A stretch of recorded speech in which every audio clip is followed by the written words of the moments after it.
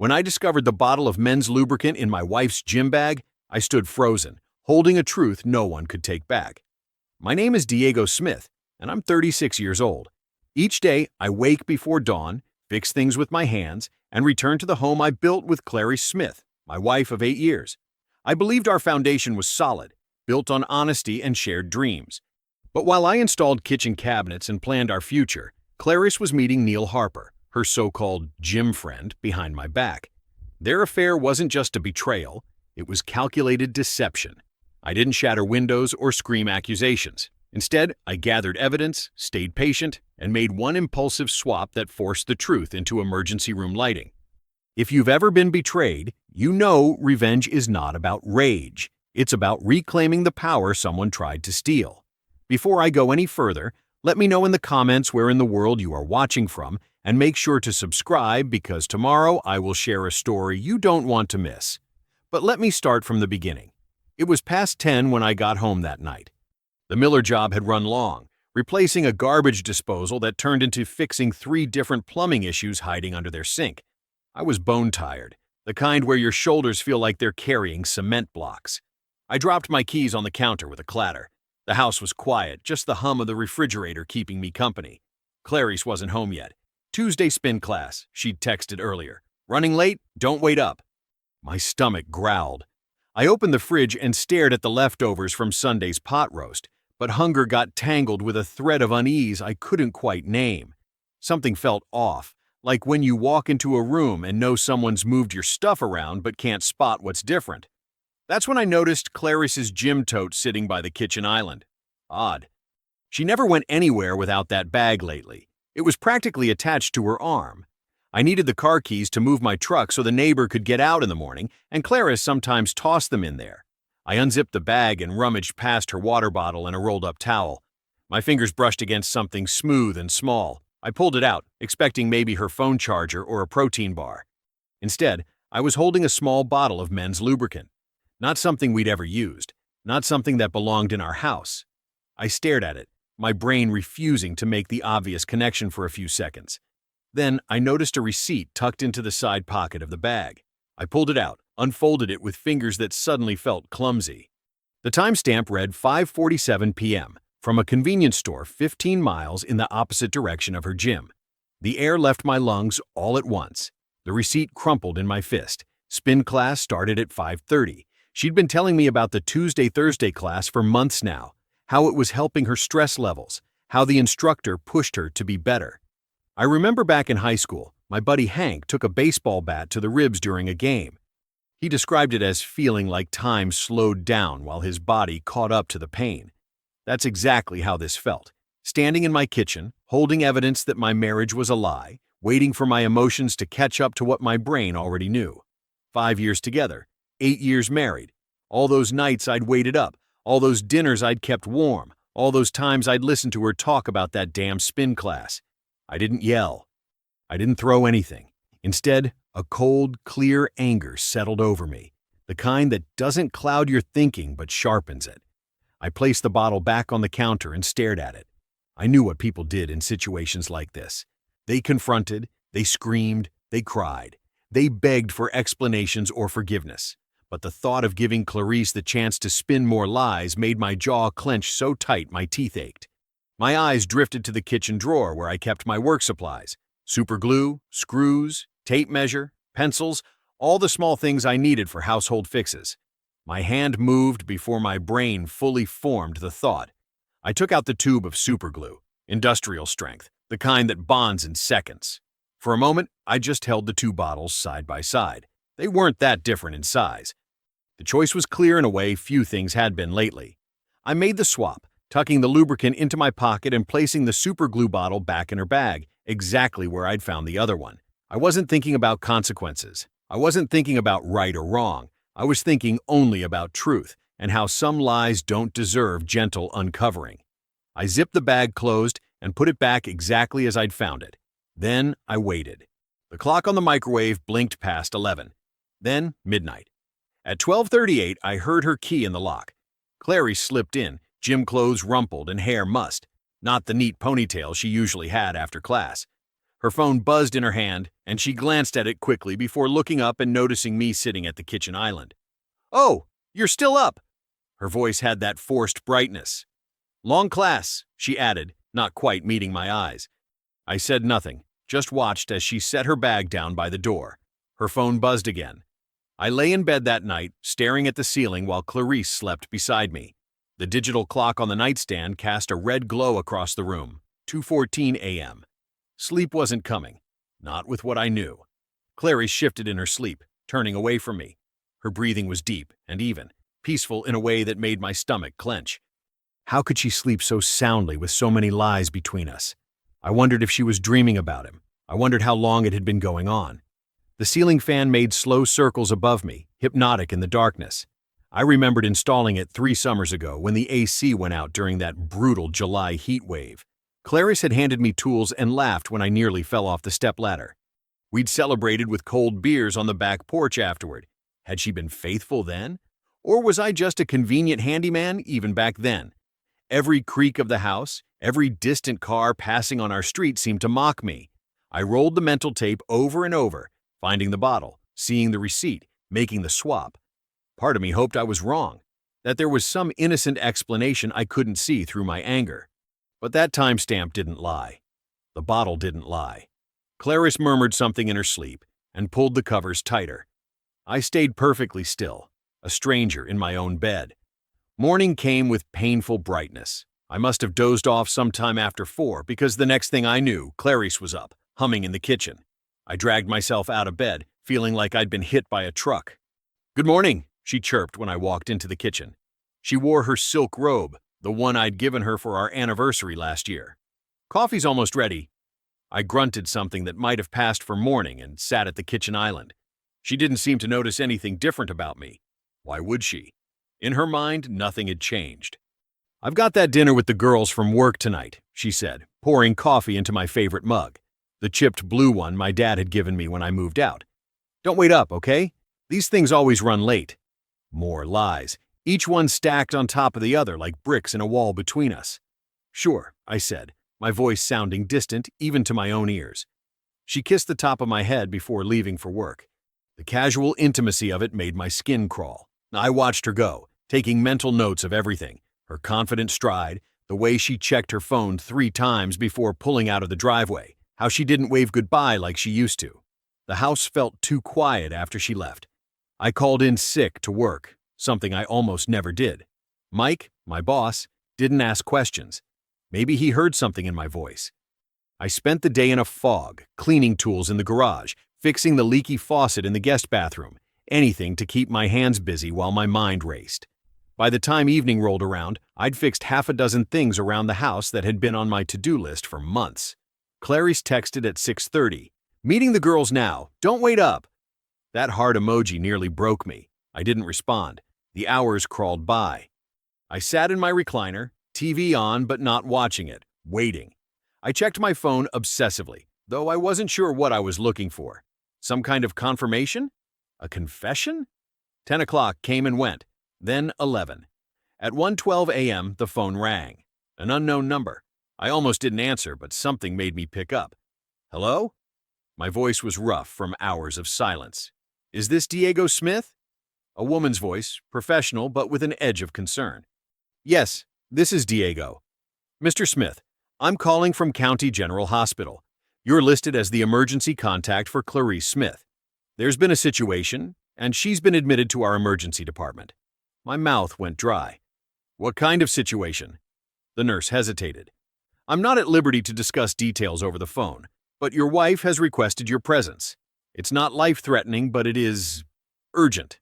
The swap. The superglue. It had worked. My fingers tightened around the phone until my knuckles went white. "I'll be right there." I drove through the midnight streets with white knuckles on the steering wheel, my headlights carved through darkness, illuminating empty intersections and closed storefronts. The radio stayed off. I needed that silence to hear my own thoughts churning. Would she be alone? What story would she tell the doctors? Had she figured out what I'd done? At a red light, I caught my reflection in the rearview mirror. I looked older somehow, like I'd aged 5 years in a single night. The light turned green, and I pressed forward. County General loomed ahead, its emergency entrance lit up like a lighthouse for the desperate and damaged. I pulled into the parking lot, killed the engine, and sat for a moment, letting the reality sink in. This was it. Whatever happened next would change everything. The sliding doors hissed open as I approached. Inside, the ER waiting room buzzed with late-night urgency, a mother cradling a feverish child, an old man with a bloody towel wrapped around his hand, a teenager with what looked like a sports injury. I approached the front desk where a tired-looking nurse glanced up from her computer. "I'm Diego Smith. My wife Clarice was admitted earlier." The nurse's expression shifted subtly. "Yes, Mr. Smith. She's in Bay 3. She pointed down a hallway lined with curtained rooms. "The doctor was just with her." I walked slowly, counting the bays. 1, 2. When I reached 3, I paused, taking one deep breath before pulling back the curtain. And there they were. Clary sat on the edge of the hospital bed, clutching a thin blanket around her shoulders. Her makeup was smeared, hair disheveled. Beside her in a plastic chair sat Neil, the man I'd only heard mentioned in passing as someone from her spin class. His button-down shirt was rumpled, face flushed with embarrassment or anger, or both. Neither looked up when I entered. The silence stretched for 3 painful heartbeats before Clarice's head snapped up. "Why are you here?" she hissed, fingers tightening on the blanket like it might shield her from what was coming. "Because the nurse called your husband," I said, keeping my voice steady. "Remember him?" Neil finally looked at me, offering a smirk that didn't reach his eyes. "We don't owe you an explanation." I tilted my head, stepped closer so neither of them could dodge. "Oh, this doesn't need explanation. I walked into this circus and every answer's written on your faces." Clarice's chin lifted with false courage. "You don't give me what I need. Neil listens. He's present." "Listens?" I laughed once, sharp. "You mean he waits until I'm at work and tells you I'm the problem while he helps himself to my marriage? That's not listening. That's looting." Neil straightened in his chair. "You were asleep long before you ever went to bed, man. Clarice deserves someone who actually notices her." I leaned closer, eyes locked on him. "And you thought the solution was to crawl into another man's house, another man's wife, and call that noticing? You fixed nothing. You just stole," Clarice shot back, voice rising. "At least he made me feel alive. You bury yourself in work, in projects, in anything but me. I've been invisible in my own home." My throat tightened, but I forced the words out. "Invisible? I sold my father's heirloom tools to pay your tuition loan. I cooked dinners waiting for you while you texted him. Don't confuse invisibility with you choosing to look away." Her eyes narrowed into slits.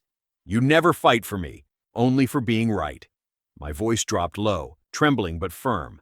"I'm fighting now, for the truth, for my dignity, and I'm done being your backup plan." The curtain rustled as a nurse walked past, pretending not to hear. Silence pressed in. Then Clarice whispered, venom sharp, "You're humiliating us." I straightened, exhaled, and said it loud enough for Neil to flinch. "You're humiliating yourselves." The nurse who'd passed by moments earlier returned, this time purposefully pulling the curtain closed behind her. "Everything all right in here?" she asked, her tone professional but eyes knowing. Nobody answered. The air hung thick with unspoken consequences, the kind that change lives forever. Through the thin fabric of the curtain, I could hear other patients' murmured conversations, the beeping of machines, the rhythmic pulse of the hospital at night, all of it continuing as if my world hadn't just cracked wide open.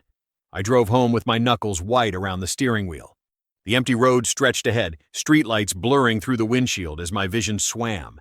Every few minutes, my mind replayed the scene in the hospital, Clarice's face when I walked in, Neil's smug expression crumbling when I confronted him, the nurse's knowing look as she pulled the curtain closed. They hadn't even tried to deny it. That's what kept circling in my head. No desperate excuses, no elaborate lies, just Clarice turning it around on me, like I'd driven her to this. Like finding comfort in another man's arms while I worked overtime to keep our life afloat was somehow justified. I hit the steering wheel once, hard enough that pain shot through my palm. "Damn it," I muttered, the words disappearing into the silence of my truck. When I pulled into our driveway, the house was dark. Clarice wouldn't be coming home tonight. Maybe not ever again, at least not as my wife. The thought should have crushed me, but instead, I felt hollow, like someone had scooped out everything inside me and left just enough to keep moving. I didn't sleep, just sat at the kitchen table with a cold cup of coffee, watching darkness give way to the pale blue of early morning. The sun was just breaking through the trees when a sharp knock came at the front door. A courier stood on my porch looking bored. "Diego Smith?" he asked, extending a thick manila envelope. "That's me." "You've been served." He handed me the packet and turned away without another word. I tore it open, standing right there in the doorway, scanning the first page with growing disbelief. Divorce papers, already filed. The timestamp showed they'd been prepared days ago, before the ER incident, before I even knew what was happening. I slammed the door and stormed back to the kitchen, throwing the papers onto the table. They scattered across the surface, legal language jumping out at me in fragments. Irreconcilable differences, emotional abuse, petitioner requests exclusive use of marital home, spousal support in the amount of... The amount made my stomach drop. It was more than I cleared in a month.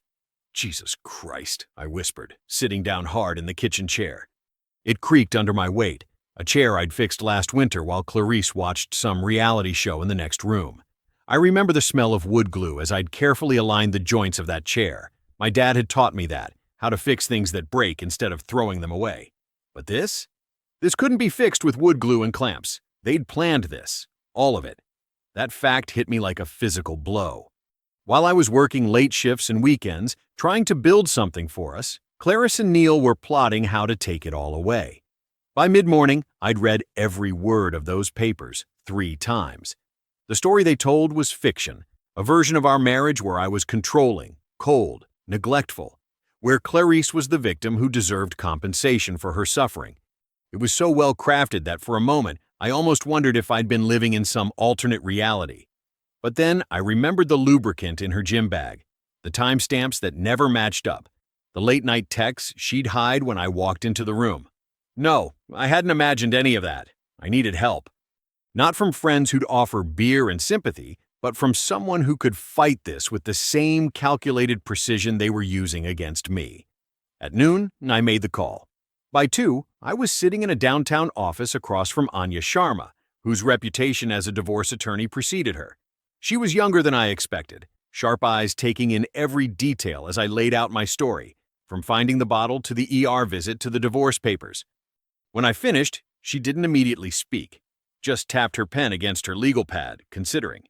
"The superglue swap," she finally said, her voice neither approving nor condemning. "That could have gone very badly for you." I nodded. "I know. You got lucky. No lasting injury reported, and they're too embarrassed to press criminal charges." She set down her pen. "But don't test your luck again. From here on out, we win with evidence." Something in her tone, the cool confidence, the strategic thinking, steadied me. For the first time since opening that gym bag, I felt like I might not drown in this. "Then I'll give you everything," I said, my voice finding its strength again. "Every text, every receipt, every inconsistent story, whatever it takes." After that first meeting with Anya, I became a detective in my own life. Every evening after work, I'd sit at my kitchen table with a legal pad, piecing together the timeline of my wife's betrayal. "Start with what you know for certain," Anya had advised, "then work outward." I knew Clarice's phone passcode, her birthday, which said everything about her self-absorption. She'd changed it recently, but I'd watched her fingers move across the screen enough times to figure it out. I felt a twinge of guilt as I picked up her old phone from the drawer where she kept electronics. She'd upgraded months ago, but hadn't wiped this one clean. The messages were still there, dozens of them, stretching back nearly 8 months. "Miss you already," one read from Neil. "Can't wait for Thursday." Thursday, the day she always had late meetings at work. My throat tightened as I scrolled further back. "You deserve better than him," Neil had written. "He doesn't see how special you are. And Clarice, he's just so predictable. Always fixing things but never sees what's broken between us." I set the phone down, my hand shaking. Was that how she saw me? The reliable handyman who couldn't fix his own marriage? When I was a kid, my dad would take me to the hardware store on Saturdays. The smell of fresh-cut lumber and machine oil was like church to him. "Pay attention to the details," he'd say. "That's where the truth hides." So I paid attention. I downloaded our bank statements going back a year, found small withdrawals, always on Tuesdays or Thursdays. Hotel money, I figured. Then there were the Venmo transactions to N, sometimes with just a heart emoji as the description. My heart felt like it was being squeezed in a vice. But I kept digging. Clarice had a gym membership at Elevation Studios. I called them, posing as her husband who needed to meet her after class. "Which class is she in today?" the receptionist asked cheerfully. "Tuesday. She usually does spin, right?" I ventured.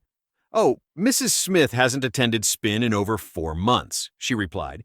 "She switched to our morning yoga sessions." 4 months. Yet she'd come home with sweaty clothes and tales of intense cardio 3 nights a week. I organized everything chronologically, just like Anya suggested. Texts, bank withdrawals, fake workout alibis. It was all there, a perfect map of deception. Then I remembered Bill, our neighbor across the street, a retired security consultant who'd installed a top-of-the-line doorbell camera that captured most of our driveway. I knocked on his door with a 6-pack of the craft beer he liked. "Diego," he said, genuinely pleased to see me. "Everything all right? Haven't seen much of you lately." "Actually, Bill, I need a favor. Your doorbell camera. How far back does it store footage?"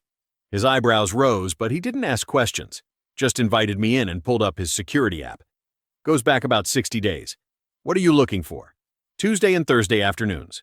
Between 2 and 5. He nodded, filtering the footage. And there it was, Neil's silver Audi, parked in my driveway while I was at work.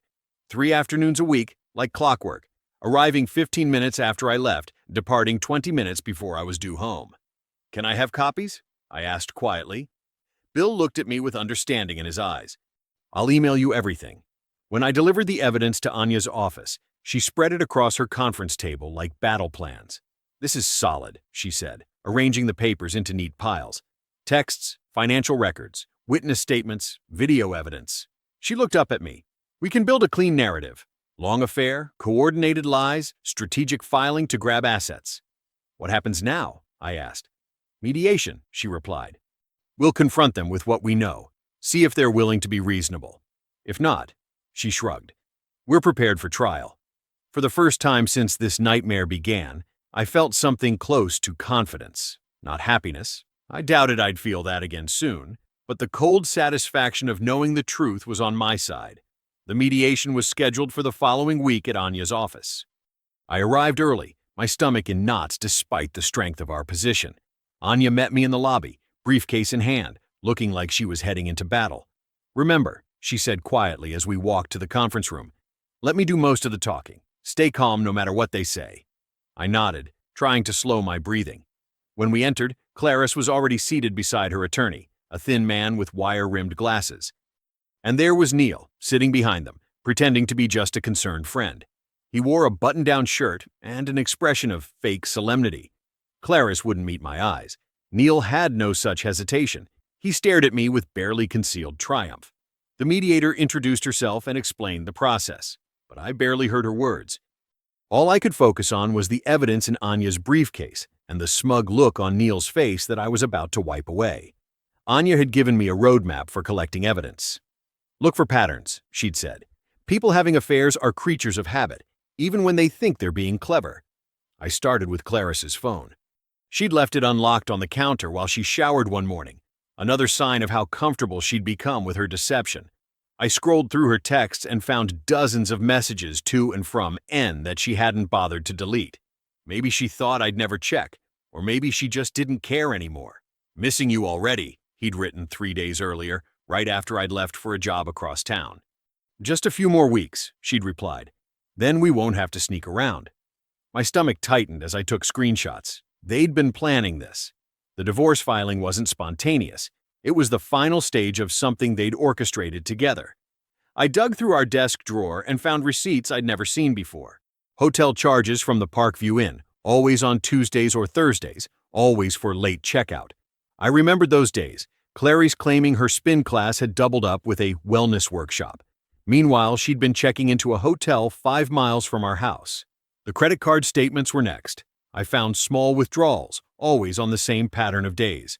Hotel money, I figured. Then there were the Venmo transactions to N, sometimes with just a coffee cup emoji as the description.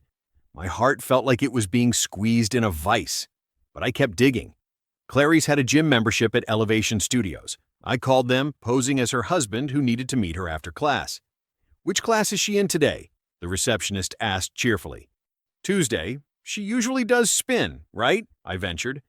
Oh, Mrs. Smith hasn't attended spin in over 4 months, she replied. She switched to our morning yoga sessions. 4 months. Yet she'd come home with sweaty clothes and tales of intense cardio 3 nights a week. I organized everything chronologically, just like Anya suggested. Texts, bank withdrawals, fake workout alibis. It was all there, a perfect map of deception.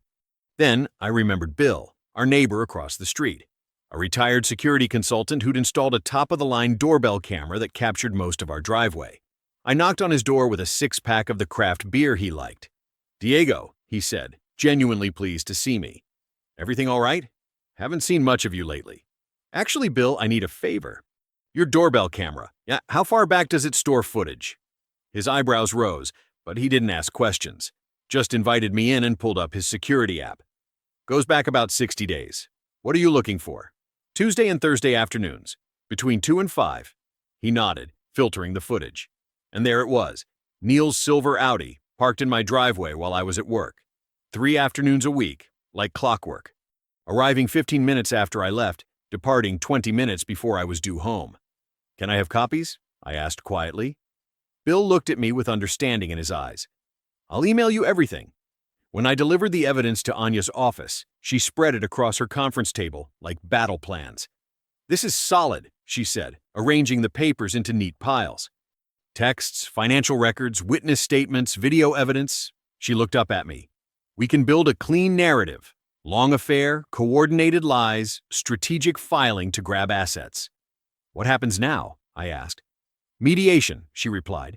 "We'll confront them with what we know. See if they're willing to be reasonable. If not," she shrugged.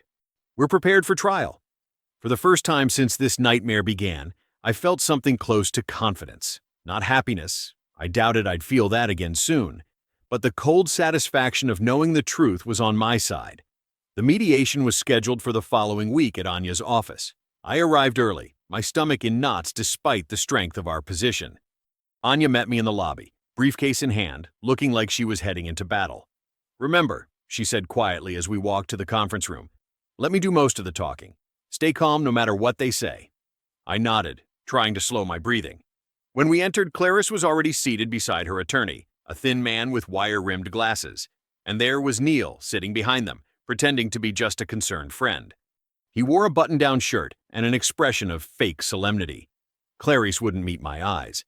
Neil had no such hesitation. He stared at me with barely concealed triumph. The mediator introduced herself and explained the process. But I barely heard her words. All I could focus on was the evidence in Anya's briefcase and the smug look on Neil's face that I was about to wipe away.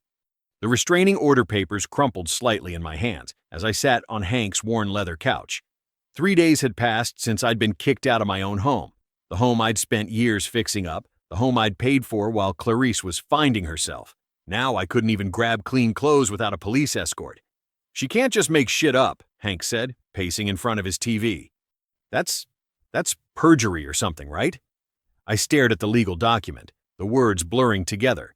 Allegations of threatening behavior, claims I'd tampered with personal items with intent to cause bodily harm. The superglue swap had come back to haunt me, twisted into something sinister.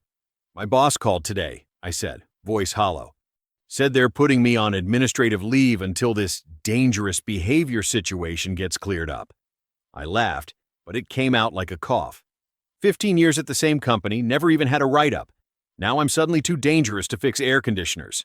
Hank sat down beside me, the couch dipping under his weight. "This is temporary, man. Anyone who knows you knows this is bull." I rubbed my eyes. "You know what kills me?" "She's in our house right now, probably with him, using my coffee maker, sleeping in my bed." My throat tightened. "And I'm the dangerous one?" My phone buzzed. Anya Sharma. "Diego," she said, her voice steady as always. "I've reviewed their filing. I know this feels overwhelming, but they've overplayed their hand." "They're winning," I said. "I'm homeless, jobless. How is that overplaying?" "Because they got greedy," she replied. "Listen to me. The restraining order claims you sabotaged her personal items with malicious intent to cause physical harm.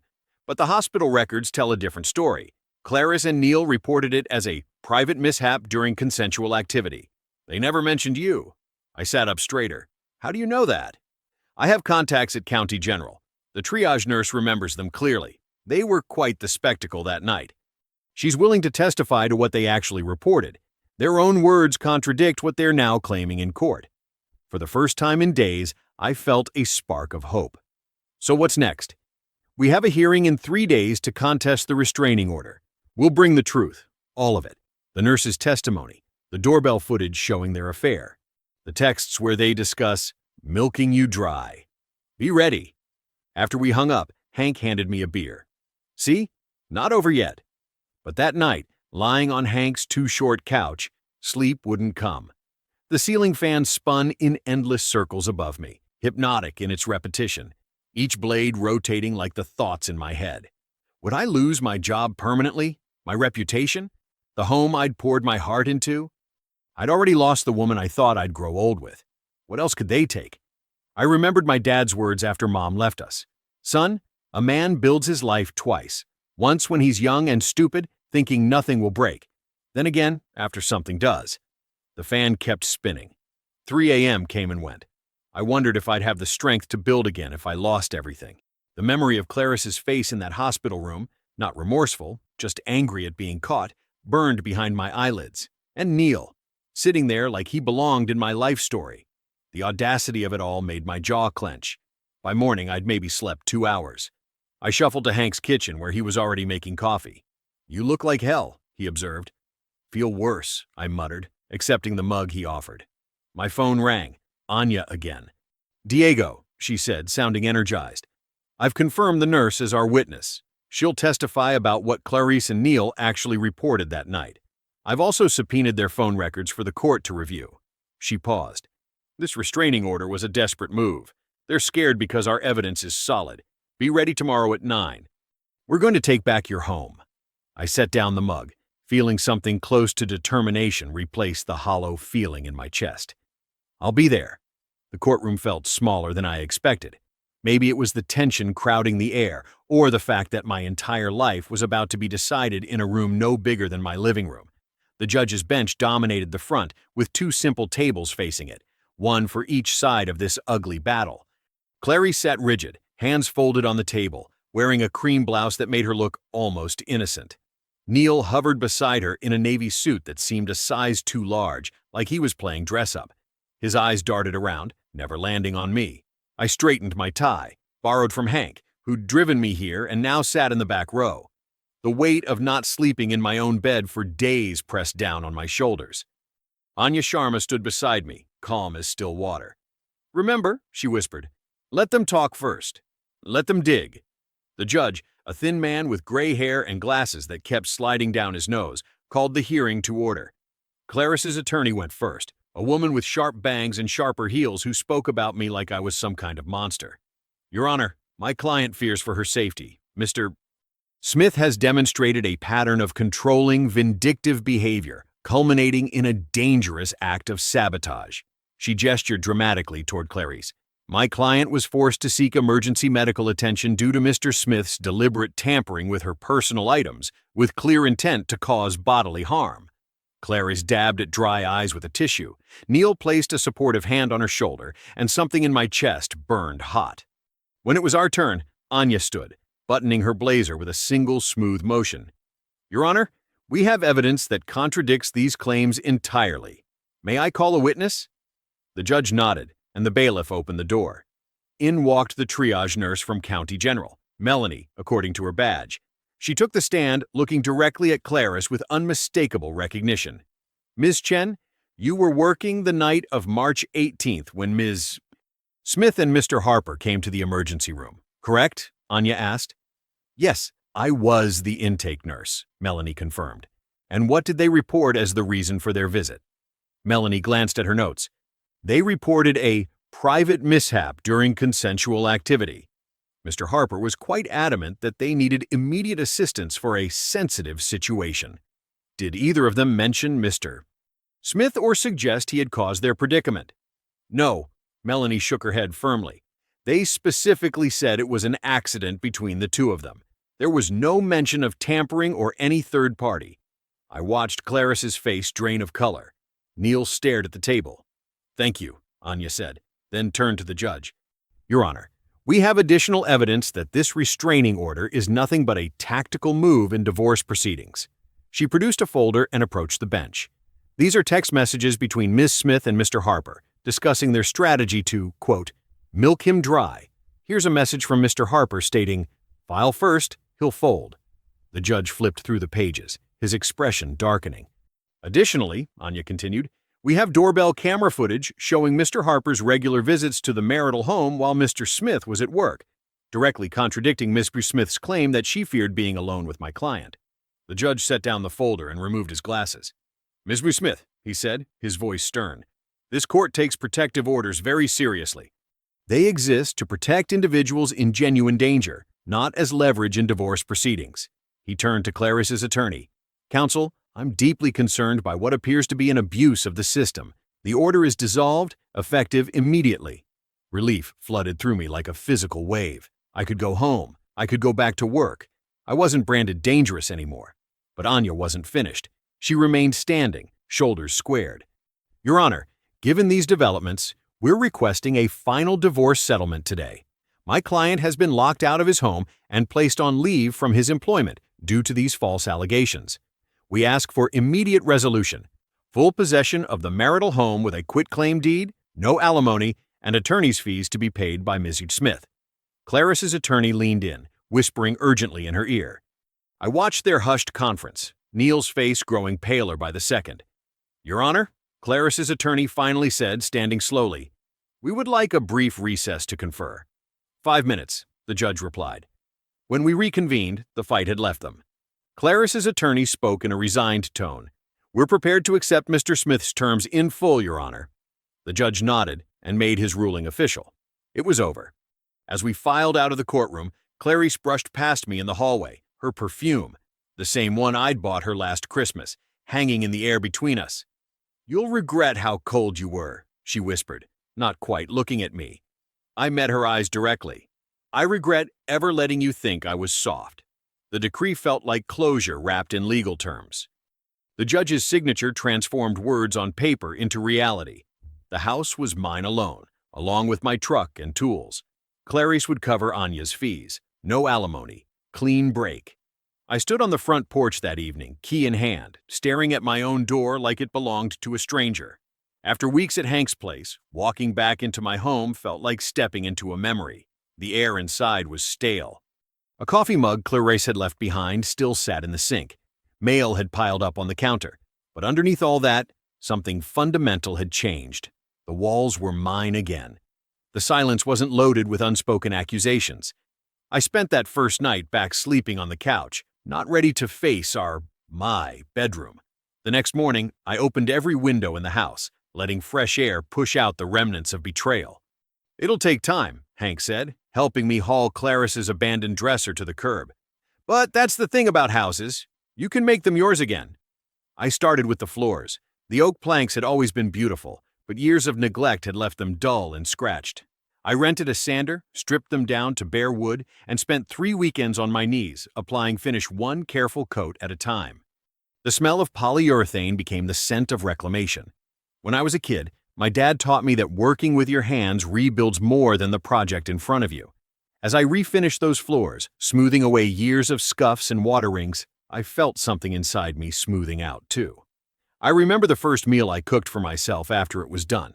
Nothing fancy, just a steak and potatoes. I sat at the maple table my father and I had built when I was 16. The wood still carried the warm, amber tone that only comes from years of family dinners. Dad's initials were carved underneath, alongside mine, small enough that you'd miss them if you didn't know where to look. You've done good here, Beth said one Sunday afternoon, watching her kids play in the backyard through the kitchen window. It feels like you again. She was right. The house had exhaled, and so had I. Beth's kids thundered through the living room, their laughter bouncing off the walls like the most natural sound in the world. My niece showed me her drawing, and my nephew insisted I see his new action figure. Their noise-filled spaces that had been quiet too long. They miss their uncle, Beth said, helping me with dishes. So do I. I hadn't realized how isolated I'd become during those final months with Clarice, how much I'd withdrawn as our marriage quietly collapsed.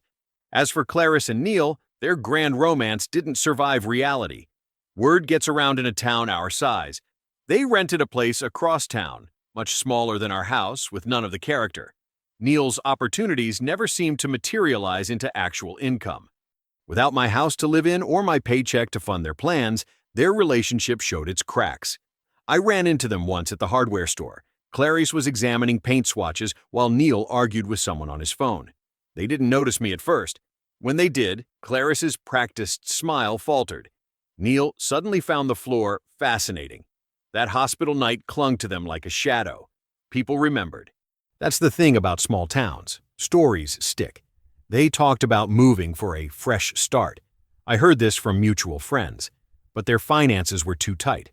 The shame followed them, as did the bills. Sometimes in quiet moments on the back porch, watching fireflies blink in the yard, I wonder if I could have handled things differently. Maybe.